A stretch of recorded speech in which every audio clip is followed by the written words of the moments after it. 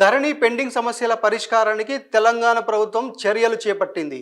అదనపు collector, revenue division అధికారి స్థాయిలో పరిష్కారం కావాల్సిన ధరణి సమస్యల కోసం CCLA chief commissioner Naveen Mittal సర్క్యులర్ను జారీ చేశారు. ధరణి కమిటీ సూచనల మేరకు మార్గదర్శకాలను జారీ చేసినట్లు భూ పరిపాలన విభాగం చీఫ్ కమిషనర్ స్పష్టం చేశారు. ఈ ఏడాది ఫిబ్రవరి 28వ తేదీన CCLA ఇచ్చిన సర్క్యులర్కు లోబడి ఈ సమస్యలను పరిష్కారం చేయాలని స్పష్టం చేశారు. అదనపు కలెక్టర్ స్థాయిలో మ్యుటేషన్, పట్టాదారు పాస్బుక్స్, నాలా కన్వర్షన్, పట్టాదారు పాస్ పుస్తకంలో సవరణలు తదితరాలు ఉన్నట్లు వివరించారు. MRO దరఖాస్తులను పరిశీలన చేసే RDOకు పంపాల్సి ఉంటుంది.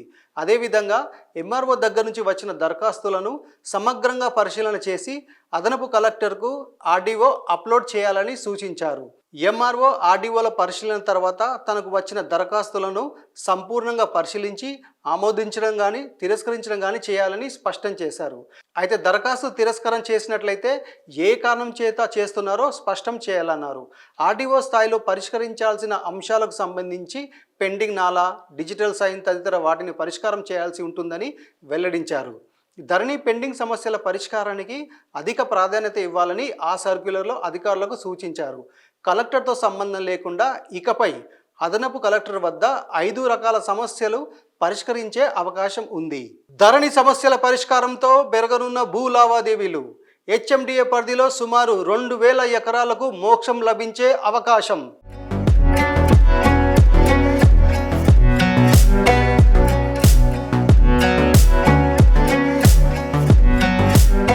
అదనపు కలెక్టర్ స్థాయిలో యాజమాన్య హక్కు బదిలీ దరఖాస్తులు, TM3 మ్యూటేషన్, కోర్టు కేసులతో ముడిపడి పాస్ పుస్తకాల కోసం వచ్చే దరఖాస్తులు, TM24, పట్టా పాస్ పుస్తకం లేదా వ్యవసాయేతర భూమిగా మార్చడానికి ఆటంకంగా ఉన్న రికార్డుల్లో గృహం హౌస్ సైట్ అని నమోదైన వాటికి సంబంధించిన దరఖాస్తులు, TM31, పాస్ పుస్తకంలో తప్పుల సవరణ, TM33, పేరు మార్పిడి దరఖాస్తులు.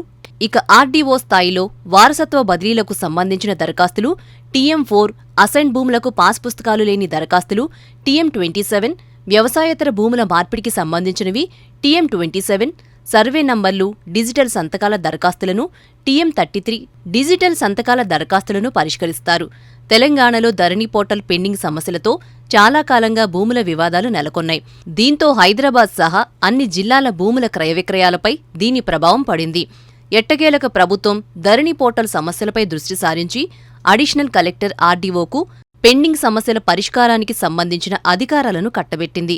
దీంతో ఏళ్ల తరబడి పెండింగ్లో ఉన్న భూ రికార్డుల సమస్యలు పరిష్కారం కానున్నాయి.